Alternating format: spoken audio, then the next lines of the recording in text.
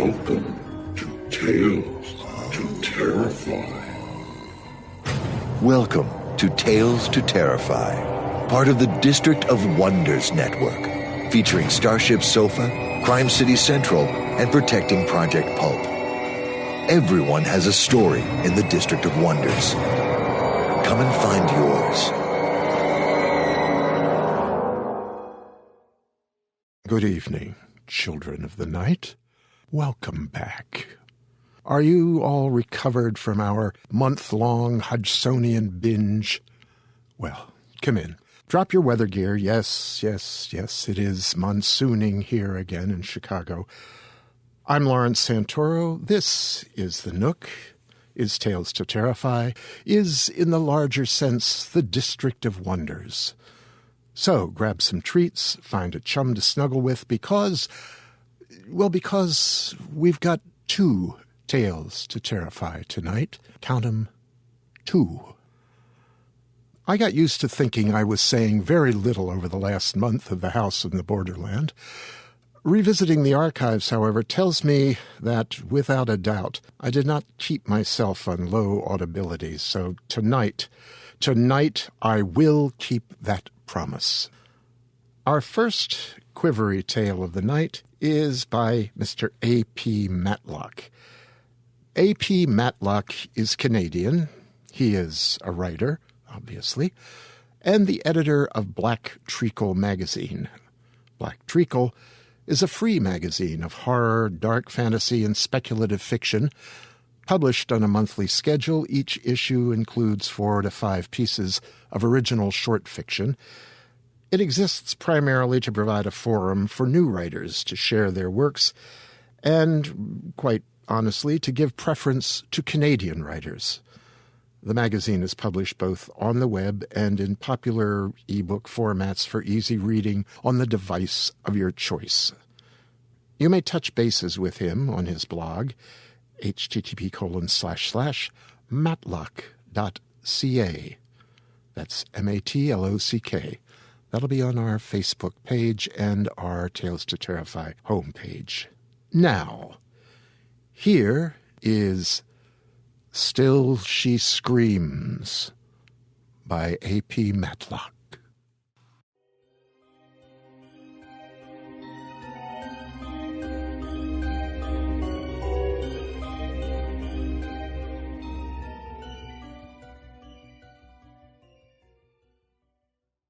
Still She Screams by A.P. Matlock.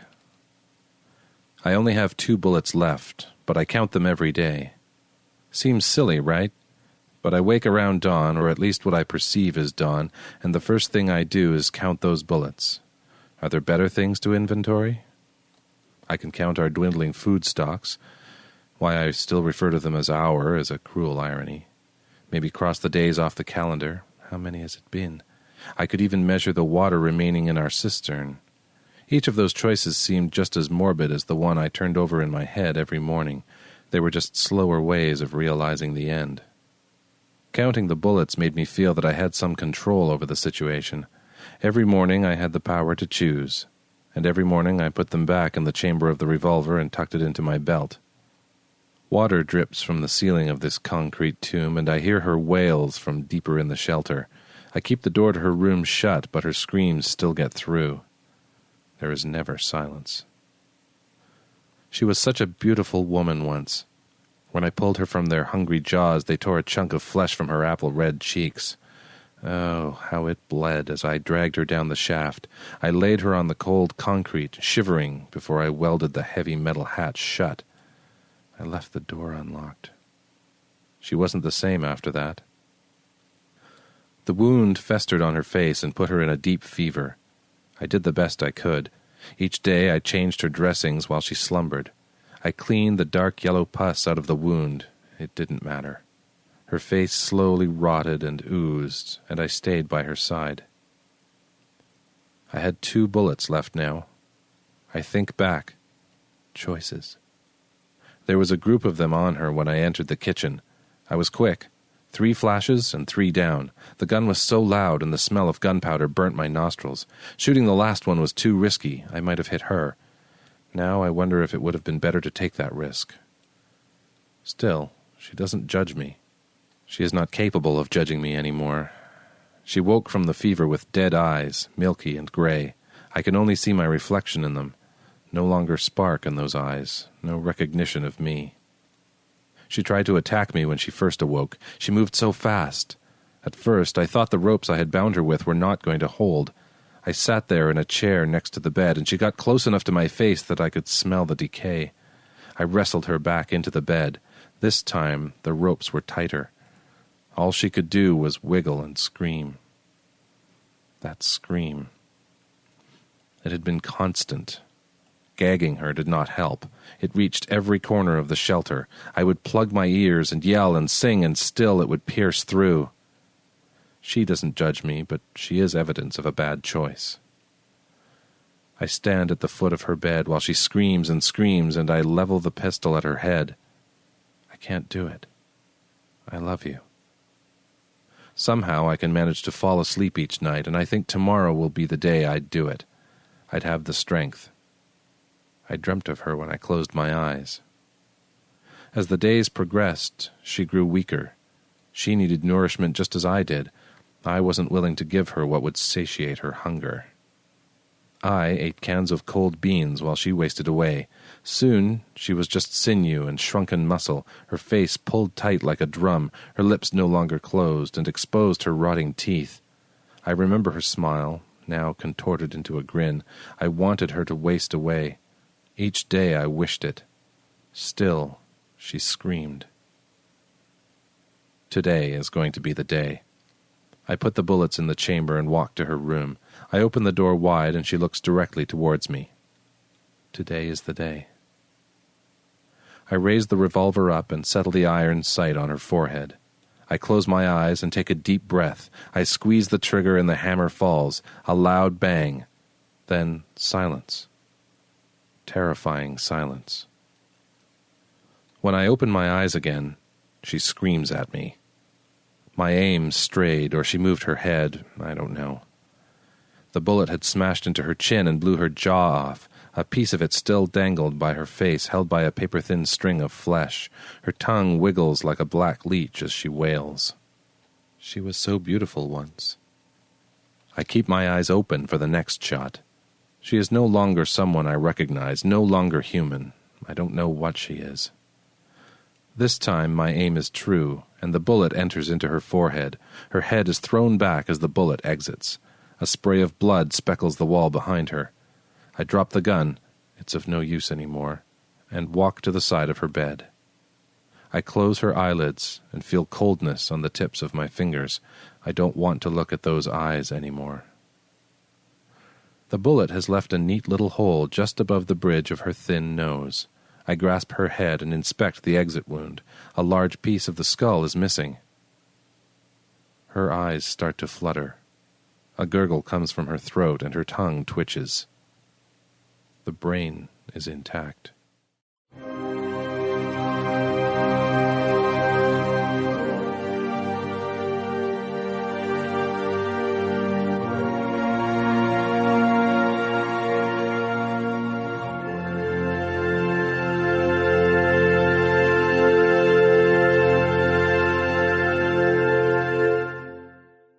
Well, if nothing else, that should teach you to watch what you're doing. Yes. Yes. And thank you for that, AP. It's a lovely tale of a somewhat shifted inevitability. Yes? Yes. And thank you, Wilson Fowlie, who read Still She Screams. Wilson lives in Vancouver, Canada, with his wife and 2 children. By day, he says he programs computers for a living, and by night, well, by some nights, he says, he's the director of a community show chorus. In his spare time, he narrates stories for various podcasts, which, of course, includes us. He intends to record a voiceover demo any day now. No, really? Our second tale of the evening is by Mr. Armand Rosamilia. I have been meaning to run Armand's story, this story, for, well, for quite some time. Armand is a native New Jersey boy now living in sunny Florida, where he chases his loving children, drives his fiancée nuts with stupid trivia and stupidity, and watches the Boston Red Sox devoutly, and claims their series win is owed to his dedicated fandom. He loves heavy metal in all its glory and reads way too many zombie horror stories. He's an editor for Rimfire Books and is the creator-owner of Carnifex Metal eBooks. Here, then, is Rainforest of Bones by Armand Rosamilia.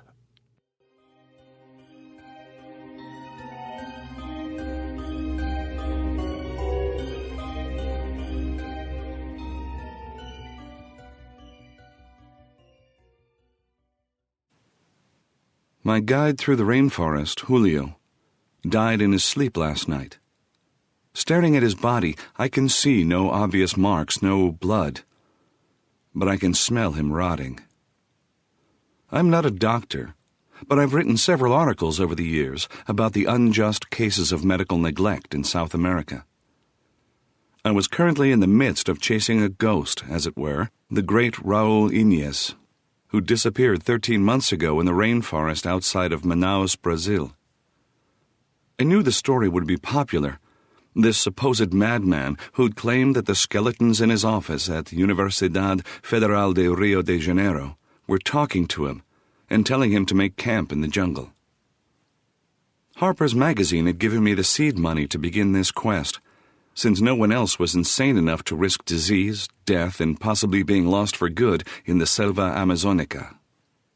Being of Brazilian birth, but living my teen and adult life in Southern California, I was hesitantly allowed to ask questions and move among the locals without too much prejudice. However, one wrong word or move could land me in hot water with the Policia Federal, and I had no desire to spend a minute in a Brazilian jail. I do my best to mark on the map where my current location is, knowing that by the time I escape the jungle, Julio's body will be long gone, dragged into the underbrush by one of 2,000 birds and mammals that make their home in the Amazon. With nothing else to do, I gather all the supplies I can safely carry and keep on the imaginary trail before me. Not wanting to become the guinea pig for another jungle fever, I'd gotten every shot known to modern medicine before I left. But there is always some leech or insect that will find exposed skin and subject you to the latest, or oldest, disease that man has no cure for. I know I am close, within a day and night of a small unmarked village where Raul had been spotted bartering for food only 6 weeks past. With the machete my sole companion now, I move slowly but steadily. How many of these annoying bugs flying around me are undiscovered and unclassified? Perhaps that could be my next paper. Turning back would be the smartest move, but I can't. I've come too far. Behind me, a wall of fronds, trees, and brush that even with my scribblings on the map would be near impossible to navigate through successfully without Julio. I must press forward. The village is empty. I know it immediately because the central fire pit is cold, ashes flickering in the warm breeze and disappearing into the dense brush that surrounds the 9 makeshift huts.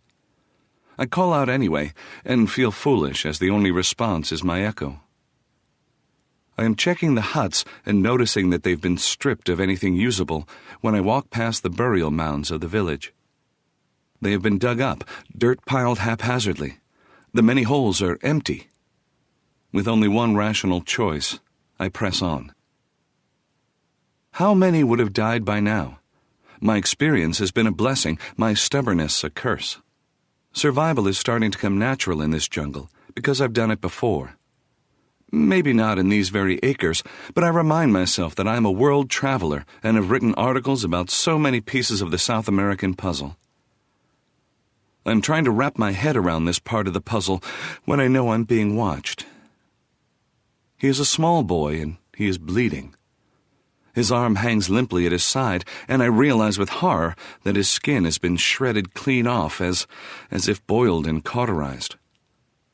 I ask him his name, but he keeps saying the same word over and over. Beelzebub. In Portuguese, he is saying devil. I am at a loss to know how to help him. I tell him to come with me, but he refuses, so I finally ask where I might find Beelzebub. He scrunches his face and points in the direction I'm heading. I don't know if that is a good sign or a bad one. I admit too late that without Julio, I am lost. There are no clear roads, markers, or cuts in the trees as you would see in the movies. As I cut through the green wall before me, I am reminded of my article I wrote last year about El Camino del Muerte, the Bolivian road of death. The road stretches 90 miles and is the world's most dangerous highway. Going over the side usually means death. It sometimes takes hours for rescue teams to locate the injured and dying. I saw firsthand when I traveled the road, a busload of passengers dangling precariously over the drop, death waiting to meet them hundreds of feet below in the dense underbrush. Able to do nothing, I watched as the ancient carrier slid foot by foot into the chasm. I took a picture as it slid into nothingness. A small child pressed against the back door of the bus with the look of resignation that an old man might have. The little boy I left behind had that look. He knew his lot in life was hopeless. I swing with abandon now, cutting away the fear I know is risen in my chest. There is a Portuguese saying about turning fear into a positive, but I can't think of it right now. I'm too busy driving toward either death or the biggest story of my life. Perhaps both? Quem não arrisca, não petisca. Nothing ventured, nothing gained. I chop a large frond before me and gasp when I see a worn trail. There are so many footprints that it runs together, a rut through the dirt and mud. Cutting across it in several spots are the prints of large cats, most likely L. bracatus, or pampas cat. In 1995, I did a study of the 3 distinct species of pampas cat and this specific one, which is found in Brazil, Paraguay, and Uruguay. I hope to not literally cross the path of one. There is a rushing waterfall within a half-mile. I am following the path, and I ignore the swarming insects that plague me. My body is bitten, and red bruises cover my arms, neck, and face. The urge to scratch is strong, but I mustn't give in. With the dirt and grime under my fingernails, the risk of infection is too great. The machete is getting heavy and useless, so I stow it on my back and drink the last drops of water from my canteen. At this point, I'm either very close to Raoul or so far off course that I'll be dead soon. I begin to map out my obituary in my head, and I attempt to list all of my many articles and accomplishments in order of importance. I've had such a storied career that I suppose a half-page obit would be in order, with that picture of me standing at the Calceon Megalithic Observatory, or Amazon Stonehenge, as it's aptly named. I was there on December 21st, the shortest day of the year in the Northern Hemisphere. I still remember the grin etched on my face when I saw one of the block's shadows disappear. Quite spectacular, really. I stop when my feet hit pavement, and I am stunned. Have I just stepped off the proverbial beaten path and onto the streets of a heretofore hidden city? I don't know, because the ground rushes up and punches me squarely in the face. He is a taparape, and I try to smile at the shaman, but my head is in so much pain it hurts to move even that much. I am surrounded by 200 armed taparape, and they don't look friendly to me. When dealing with local tribes, the best thing to do is look friendly, don't make sudden movements, and try to spot an escape route. I'm lying on the ground, stripped to my underwear, and I know I've been clubbed in the head. I can feel the blood oozing from my lump, my hair coated with my own gore. At least I can't make any sudden movements without possibly passing out. As I roll over and attempt to rise, a bare foot is planted gently but firmly on my side, and I stop. The shaman whispers something to me, but my Portuguese isn't what it used to be, and his local dialect is too severe for me to understand. I wish I'd been better prepared for this trip. My arrogance has defeated me. Even though I've been here for assignments many times, I assumed my legend preceded me and I could get by. Now I'm wondering if I'll get out alive. The crowd parts and Raúl Inez is before me, reaching for me with strong, weathered hands. I stand and the world goes black for a moment, but Raúl is holding me firmly, despite him being 20 years my age and at least 30 pounds lighter, and a full head shorter. "You're good, no?" Raúl says in broken English.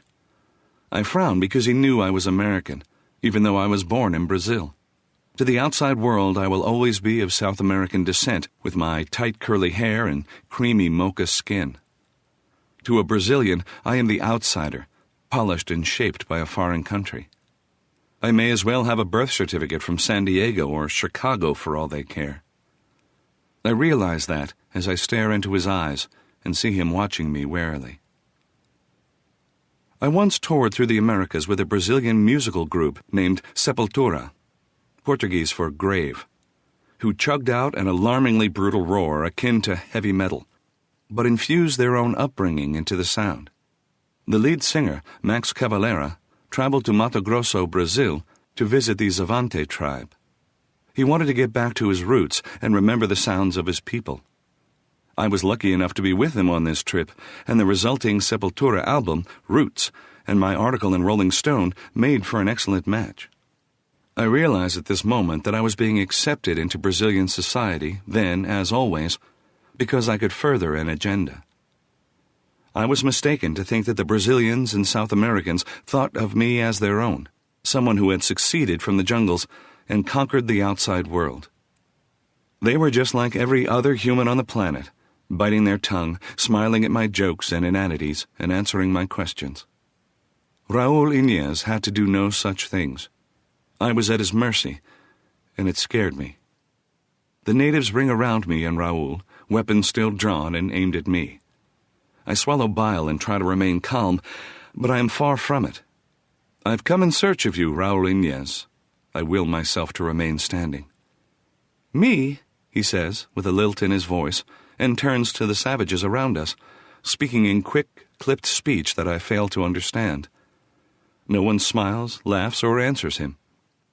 I see they are also filled with fear of Raúl. Mouth dry and sticky, stomach threatening to devour itself, I refuse to show my weakness and ask for food or water. "And who are you?" Raúl says as the smile drops from his browned face, wrinkles creasing around his animated eyes. "American policeman coming to handcuff me?" "I was born in Brazil," I say, and hear my Americanized accent, the slow, easy drawl of a SoCal upbringing. "And you left when you were 1, 2, 3? 11, I say, and hear the hitch in my voice. Swallowing the lump in my throat, I add, "No fault of my own." Raúl waves his hand dismissively and turns away. "He'll be another addition to my army." I don't like the sound of that, whatever it means. "I'm a reporter," I blurt. Raúl turns, with a thin smile playing on his lips. "I'm listening." Seemingly without a breath, I spill my credentials to Mr. Inez, finishing with my assignment from Harper's to find him and interview him. He listens and nods every few words, but he looks too amused to be taking me seriously. Seized by thirst, I stop talking.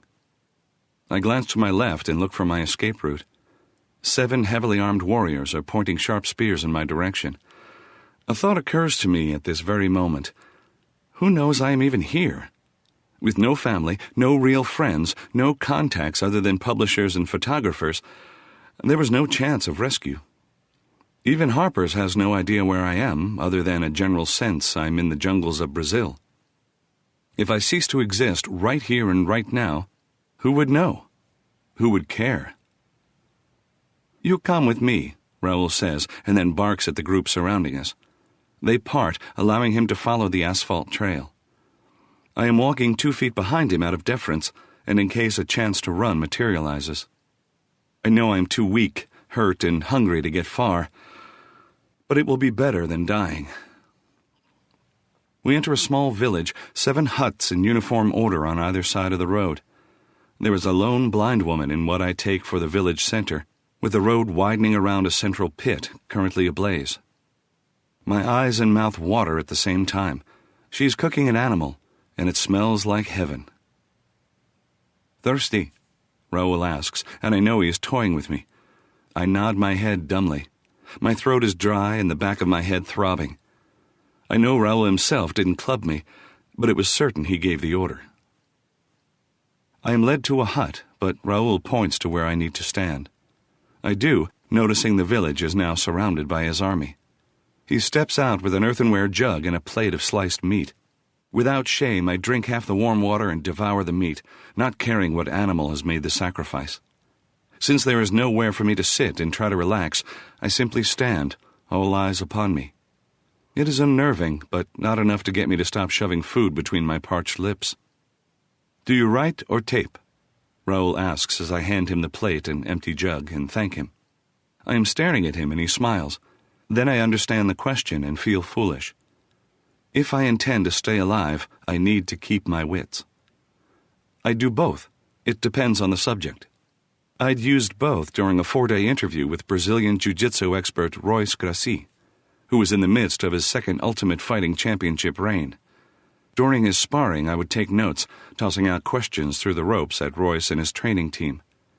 At night, after his shower, massage, and private time, we would reconvene in a nearby restaurant, and I would set the tape recorder before us. The article opened up several doors in the sports world for my career. Raoul goes back inside and returns almost immediately with a fresh pad of lined paper and 3 No. 2 pencils. I smell the recently sharpened graphite and smile. The sense takes me back to grade school. I can't remember the last time I used anything other than a fine-point pen. "I talk, you write, yes?" Without waiting for the answer, he continues up the road at a brisk pace, and I follow. The road narrows, more of a footpath now, until we come across a fork in the path, running north and south. Directly before me is the waterfall that's been buzzing in my head since before meeting Raoul. "We go there," Raoul is saying, but I already see the focus, a large cave mouth behind the spray, with the road wrapping around a natural lake that empties out in several places underground. Even having eaten and hydrated, I am still struggling to keep up with my host, and the trip around the lake takes us most of the day. As night falls, we reach the entrance. I am stunned by the size of the opening, at least 10 meters high and equally as wide. The scene just inside stuns me. I lose count of the women and children inside, huddling over dozens of huge pots of boiling water. "What is this?" I ask, but I am fearful of the answer. "The first step," Raoul says, and raises a finger for emphasis.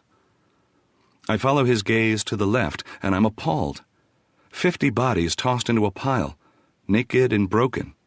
Small children are pulling the corpses out one by one and dragging them to the women, where they are fed into the cauldrons. I don't want to see the second step. "Where are they coming from?" I have to ask. Raoul laughs humorously. "From neighboring villages and unearthed gravesites." I don't understand. "You will once you see the second and third steps." Raoul moves me aside with a stiff arm as 6 of his warriors enter carrying 3 rotting corpses and dump them on the pile. They keep their heads down and leave quickly. "Back to the village. You can rest and we'll continue the interview in the morning." Again Raoul moves and I follow, even though we just arrived in the horrific place and I am tired. Closing my eyes, I get back my composure. At least I am still alive. I wake unrefreshed, having slept in the rich earth of the rainforest. A solemn warrior hands me a plate of feijoada, and I eat it slowly, savoring the flavor of the dish. A small flask of cachaca washes down the food, and I wish there were enough to get me drunk. It will help me with the day ahead, I'm sure. Just as the sun rises somewhere through the dark trees, Raoul Inez is standing before me on the road, his khaki pants and jacket clean and looking pressed. Without a word, he motions for me to follow, and we take the long trek back to the cavern. During the day, there's much activity, warriors clogging the road and coming and going into the jungle, the women and children in small groups using the huts to sleep before heading back to the cave. They all give a wide berth to Raoul as he moves among them, ignoring them. Each pair of eyes is lined with fear. I am sure mine are as well. Past the initial cavern are several tunnels. Raoul leads me to the far right, into a smaller room where women are busy piling the items stripped from the dead. Clothing, money, jewelry, even a pile of gold teeth. Nothing left sacred. We bundle the clothing and send it to those in need, Raoul says with a wink. Tax write-off. A modern-day Robin Hood, I thought, then stupidly say, Seriously? He suddenly stops and smacks me on the back. I hope he doesn't notice my flinch. Of course. I don't plan on hurting my own people, just the rest of the world. Our children in Rio de Janeiro scavenge on the streets like rats. Can you believe that? While our neighbors waste their food, city dumps overflow with their excess? I intend to feed my people for the next 100 years on the rotting heaps of the outside world. I don't really understand, I say frankly. He is confusing, and his English jumbles when he speaks fast. But you will, Raoul says. Still reeling over the thought of this madman worrying about a tax write-off while planning on destroying the world as we know it, I follow him into another room. I gasp and quickly follow it with puking. Raoul's laugh is evil and nasty and at my expense, but I am doubled over and spilling my breakfast at his feet. I stand and close my eyes, but when he puts a hand harshly on my shoulder, I open them and gather in the scene before me. The hallway has a low ceiling, maybe 8 feet high in spots, but only 10 feet wide, and it goes back so far that I know it has taken years to construct. Multiple tool marks riddle each surface, crude cuts by the natives, as opposed to modern machinery. I found them, Raoul says proudly. His brow wrinkles. Have you written a bloody word yet? No. I don't work that way. I need to experience this, commit it to memory, and then back at the hotel I write. Hotel, Raoul snickers. After I show you this part, you will write your article. Standing, fully erect, are perhaps 500 skeletons. But there could be more because the hallway disappears into darkness. Unlike movies, where the skeleton army is shiny white in uniform and size, this motley crew is varying shades of white, gray, yellow, and brown. They are just bones, and I have the insane image of them carrying curved swords like in a Sinbad movie. But they are weaponless. They don't move, yet they aren't being held up by rods or strings or leaning against the walls or one another. They are simply standing at attention. I don't want to know what they are waiting for. Impressive, no? The original 200 I found here. Raoul begins to walk down the pathway between them, and I follow. He continues talking over his shoulder. A colleague had given me an impressive skeleton he purchased illegally from this very jungle. It stood of its own volition, and we couldn't figure it out. As we delve deeper into the hallway, Raoul lights a torch and continues on. I lose count as he keeps talking, straining to hear him. The subject began to speak to me, not with its mouth, but with its essence. It told me of its hidden brothers and the power of these cliffs, this very hallway that the ancients of Brazil had closed in. Many legends existed in Brazilian mythos about hidden caverns, secret creatures living in the jungles, and evil that flourished in remote parts of South America. I once did research on the minhocão, an amphibian monster similar to a huge earthworm. After a reputed attack in 1993 near Tocantins on a young girl, I was assigned to go and investigate by a seedy newsstand rag that paid quite well. Alas, as I landed in Brazil, I was told that the small child's uncle had been the culprit, and not a supernatural creature from the jungle. How many are there? I finally asked. Nearly 600 in total, but the space can hold at least twice that. What will happen when it is full? Raoul stops and looks at me like I'm an imbecile. We march that army out and restock. March? I felt suddenly ill again, not sure if the stuffy chambers or this tall tale were the reason. Haven't you been listening? Raoul handed me the torch and pointed at the ground between the rows and rows of skeletons. Sit and write your article. Here? If I'd known you were coming, I would have had them build you that hotel you seem keen on sleeping in, Raoul said. He looked tired and angry. Sit and write. I'll be back in 3 hours. Make every word count. Understand? And keep out of the way. We'll be adding another 100 today alone. I am in a hotel room in Mexico City, doing an article on a missing Seattle college student, going through the motions. Until this moment, I hadn't gone anywhere near South America, refusing repeated assignments from various media outlets.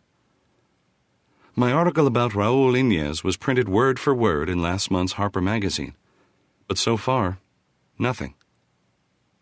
My editor simply took the story from me, did a quick edit, asked me several pointed questions, and then printed the article with the lead-in of Raul having his mental breakdown while at university, leaving my article open for interpretation.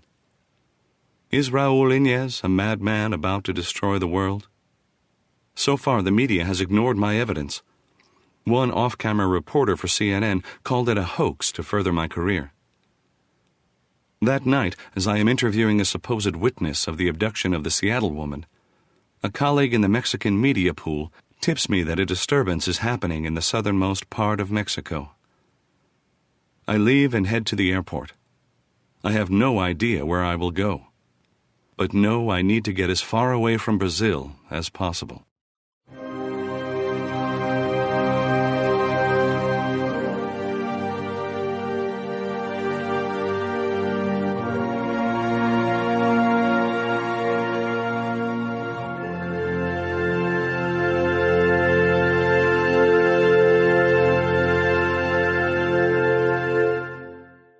Thank you, Armand, and thank you for your patience.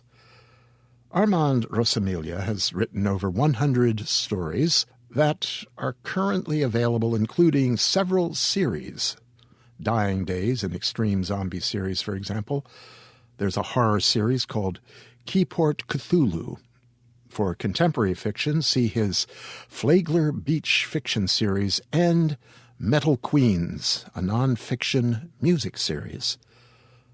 Armand says he is a proud, active member of HWA as well. And, yes.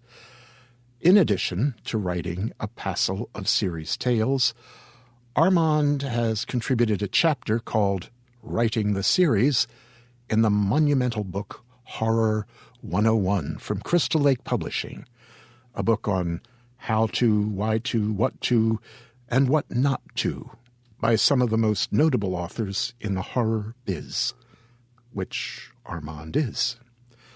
You can find him at http://armandrosamilia.com for not only his latest releases, but interviews and guest posts with other authors that he likes. And you can email him to talk about zombies, baseball, and metal from there. Anyway, his homepage will be on our homepage, talestoterrify.com, and eventually on our Facebook page. And thank you, Mike Boris, for your narration of Rainforest of Bones. Mike is a ceramic engineer by degree and a professional narrator of e-learning courses by choice. Although born and raised in New Jersey, Mike now resides in the Midwest of the United States. The father of 4 strapping boys, Mike is also a certified scuba diver, has toured a good part of Western and Central Europe, singing for dignitaries and common folk alike. He has driven across the breadth of America with 4 kids and a wife and lived to tell the tale. He has parasailed the mountains of France, served breakfast in Vienna, wearing a woman's skirt, and performed as Mr. Potato Head with a traveling Renaissance fair. He's a Libra, likes to take long walks along the beach, and revels in a good single malt scotch. He has narrated stories for the Starship Sofa, Crime City Central, Tales to Terrify, Escape Pod, and the Drabblecast, and swears that all of this, with the exception of one item, is true. So there, children of the night. I have tried to keep myself on the down low this evening. Maybe I was successful. But now, be off with you, as M.R. James might have said to his guests at a tale-told evening. As you head home, be aware of the potential for pampas cats of various sorts, and of the dark trees that are just now coming into their full foliage. There are most likely many fewer than 2,000 birds and mammals in the local hood, at least ones that might be capable of drawing you off the beaten path and, well, still. You will make it home tonight, I am sure. You'll embrace the light, the good things in your fridge, and the clean softness of your bed. Don't forget, however, always count your bullets and watch where you aim. That will lead to ever-pleasant dreams.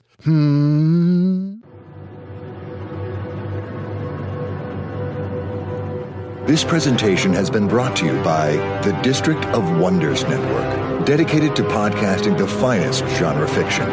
You can learn more about the District of Wonders and their many literary productions at their website, www.districtofwonders.com. Thank you for listening.